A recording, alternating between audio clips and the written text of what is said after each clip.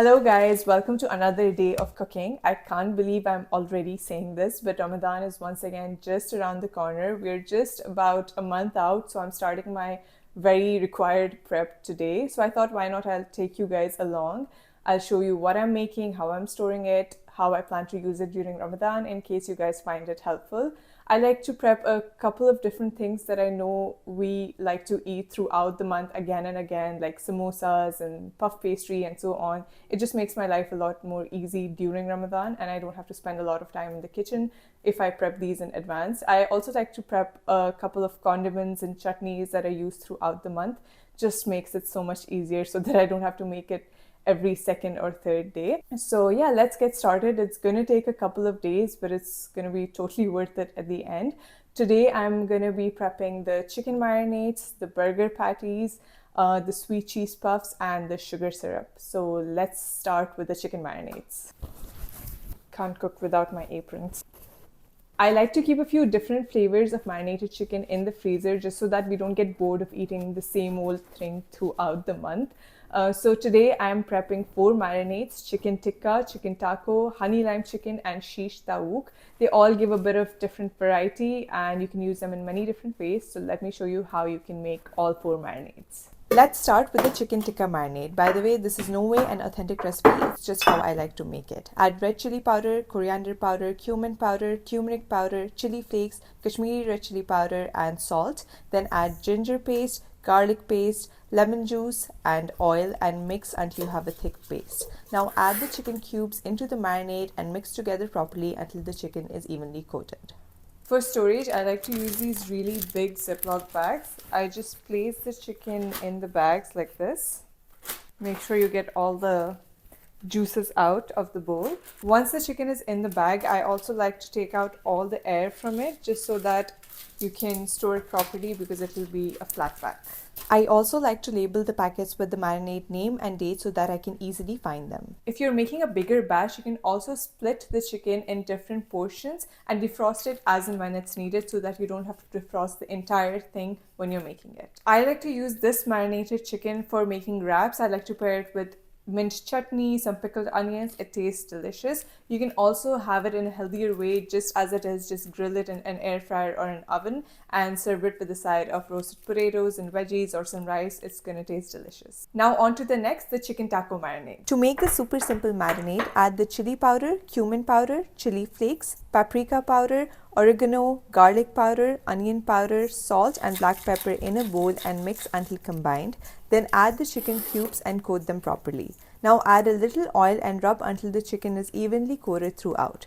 Now place the chicken in the Ziploc bag and remove all the air, seal it, then label it with the name and date and set it aside. I like to use this chicken taco usually again in like fajita style wraps. I pair it with some grilled onions, grilled bell peppers of all colors, paired with some sour cream, salsa. Tastes amazing. My husband absolutely loves this one. So this one's done, super easy to make. Now let's make the honey and lime chicken marinade. The sweet and spicy marinade is one of my favorites. Add lime juice, fresh grated garlic, chili flakes, cumin powder, paprika powder, onion powder, black pepper, salt, honey, oil, and chopped coriander in a bowl and mix until combined. Now add the chicken and coat it in the marinade. I usually like eating it as grilled chicken, which is why I have kept the chicken pieces bigger.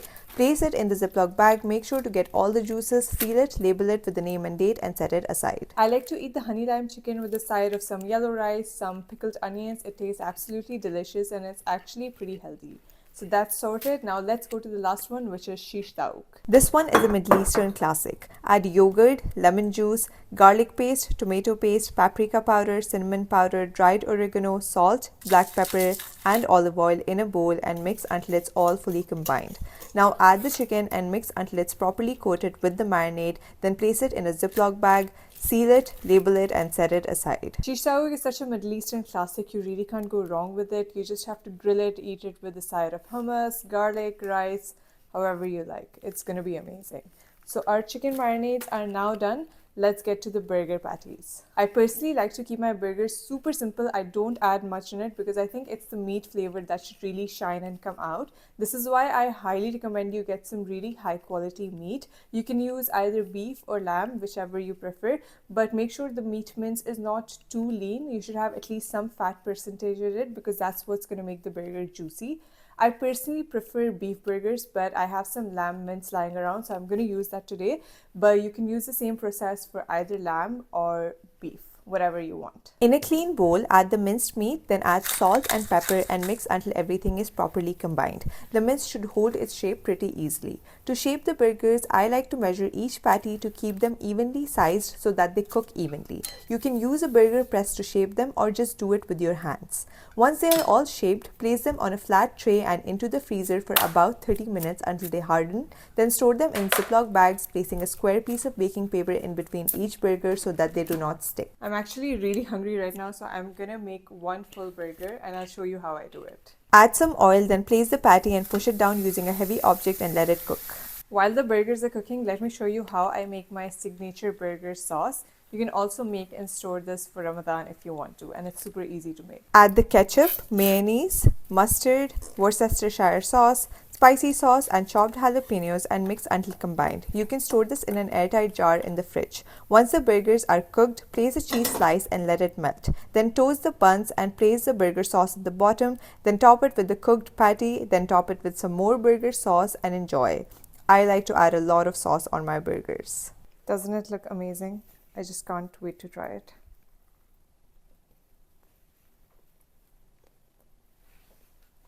So good. The final thing I'm prepping today is my mom's super famous sweet cheese puffs. These are basically something that we have every single day for iftar. I'm not even exaggerating. We must have this on our table. They are just so delicious. Like every single person who tries it becomes a fan. They're super delicious. They're super easy to make, and also you can prep them in advance, which is like the perfect thing for iftar. So let me show you how I'm prepping them.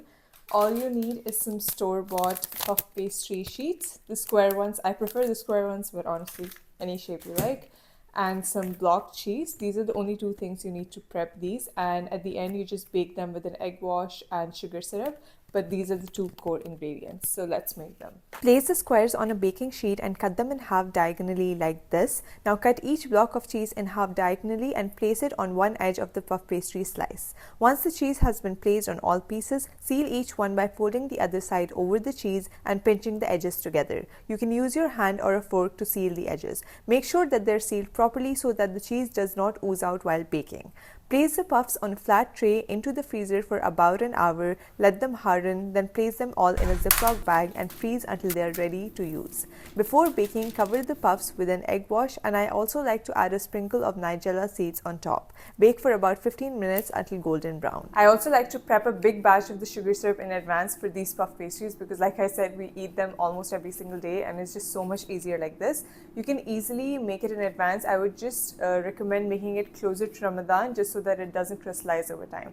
But let me show you quickly how to make the sugar syrup and how you can store it. To make the sugar syrup, add the sugar and water in a saucepan but do not mix it. Place the saucepan on medium heat and let it cook until it starts boiling. Keep swirling the pan every few minutes but do not mix with a spoon as it may crystallize. Now lower the heat and let it cook for about 20 minutes until it's thick enough to coat the back of a spoon. It should also be sticky on touch. Take it off heat, let it cool down, then place it in an airtight container. You can store this at room temperature. While the puffs are still hot, top them with the sugar syrup. Taste test time. It's really hot.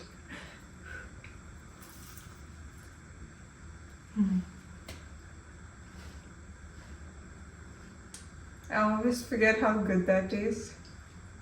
Wow. If there's only one thing you want to take from this video, let this be these cheese puffs. They're amazing. With that, day 1 of Ramadan prep is over. I'll see you on day 2.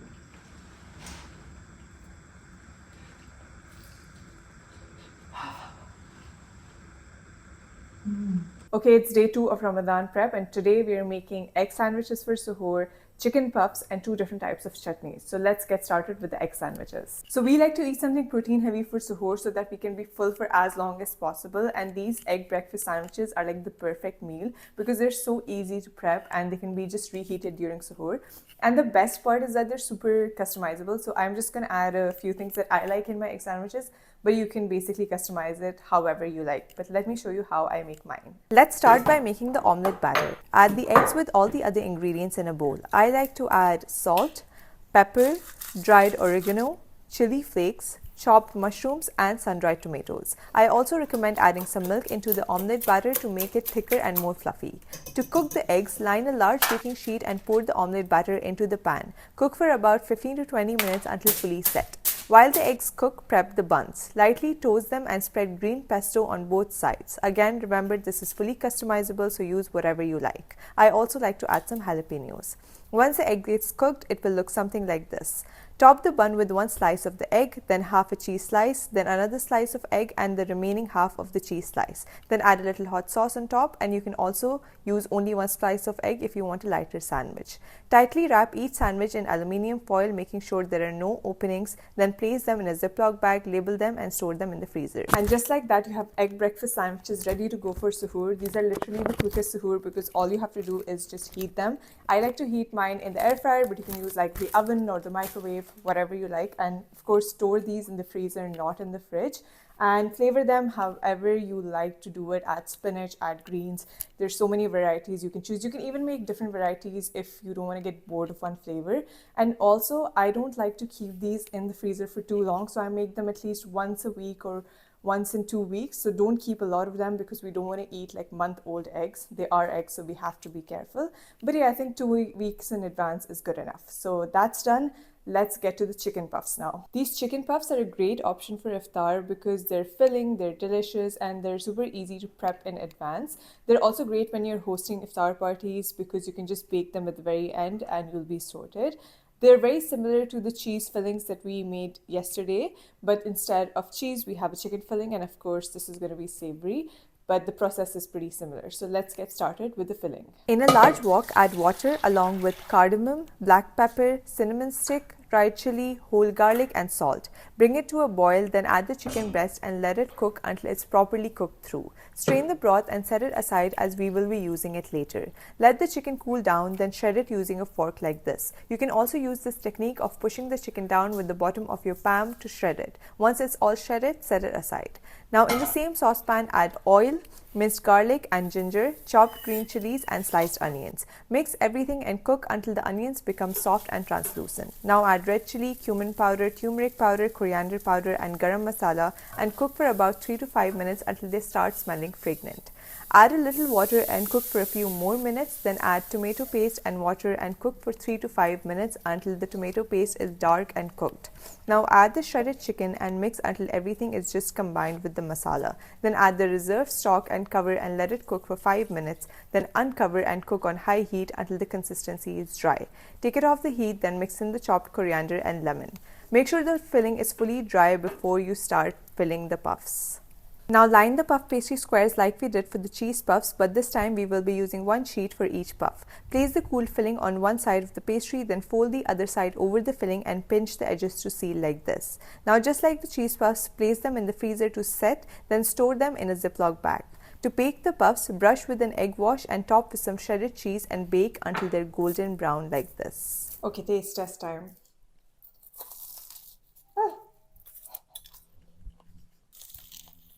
It really tastes like those chicken puff pastries that you get in the local bakeries in India.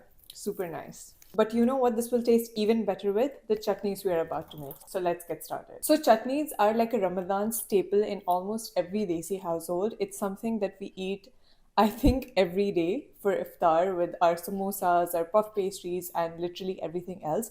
And because it's used every day, I think it's one of the most important things to prep in advance. And chutneys also keep for long, so it's something that you can make in bulk, make a big batch and use it throughout Ramadan. In my house, we've always prepared the green coriander chutney and the sweet tamarind chutney. That's something that we use almost every day.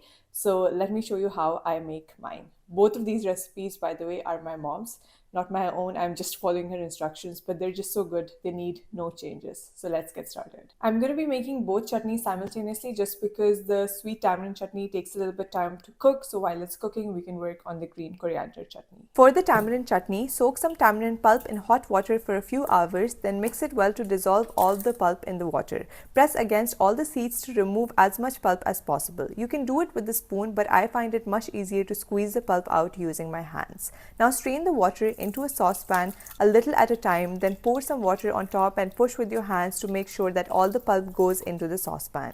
Once all the water is strained, add the sugar, salt, and cumin powder into it and cook on medium heat for about an hour until it thickens. While that is cooking down, let's get started on our green coriander chutney. First, properly wash the coriander leaves as they tend to have a lot of dirt in them, and also please don't throw out the stems, they have so much flavor. Just make sure that there are no roots. Now in a blender, add the coriander, then the green chilies. You can add more or less based on your preference. Then add garlic, cumin, salt, and a little water and blend until the chutney turns into a smooth paste. Don't add a lot of water in the beginning because you can always add more if you need it.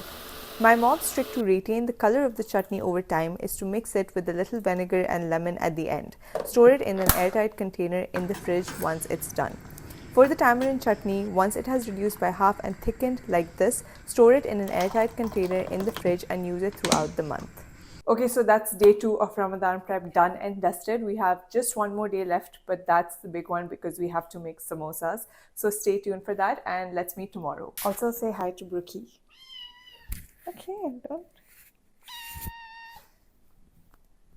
Just say hi. Hello. Okay, it's the final day of Ramadan prep and today we are making the samosas and the aloo tikkis. So the samosas are filled with a minced mutton filling. So let's get started with that. Here's a quick tip for using stainless steel pans. Add a sprinkle of water to test if it's hot enough. The water should not evaporate but should swirl around in bubbles like this.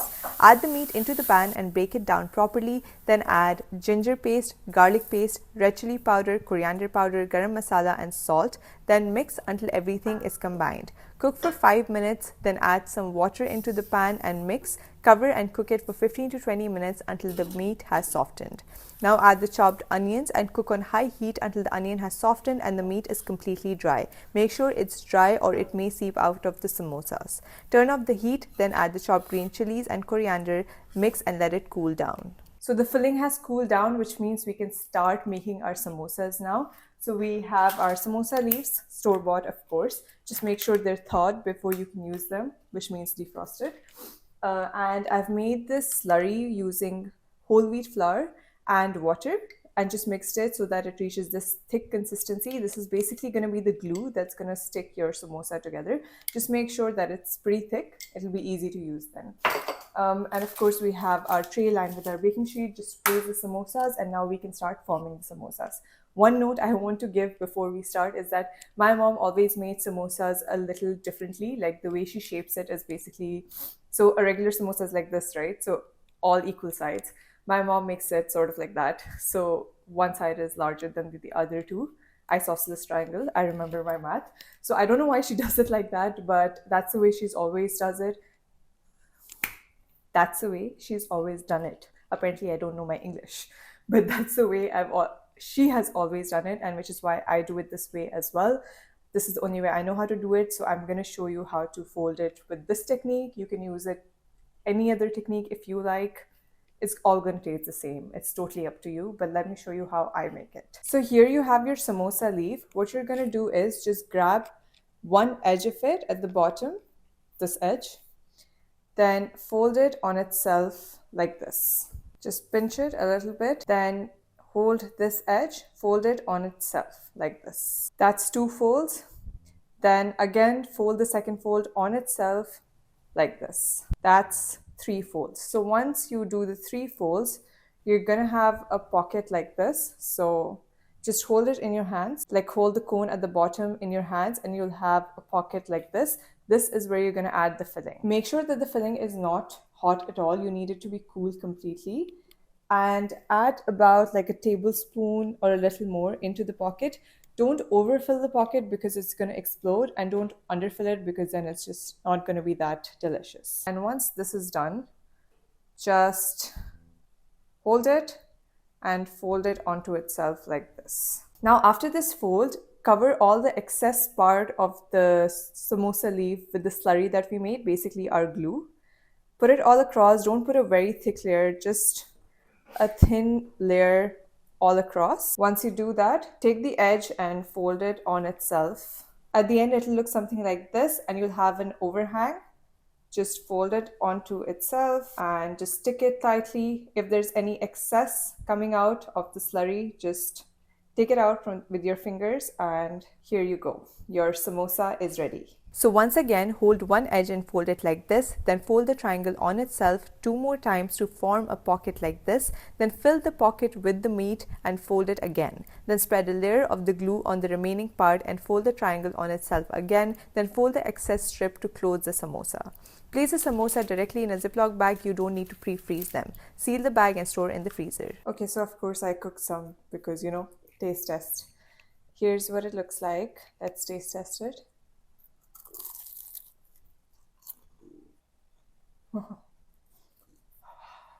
Look how nice and filled it is. Okay, so the samosas are done. Now let's get to the aloo tikki. For the aloo tikkis, boil the potatoes, then mash them until they have no lumps. Then add finely chopped onions, coriander, green chilies, red chili powder, cumin powder and salt, then mix until combined. Once again, you can use a fork, but I just find using my hands much more efficient in the mixing process. Once everything is mixed, you can form the patties. Pick up a small piece of potato and mash it in your hands like this, then roll them between your hands to form a ball.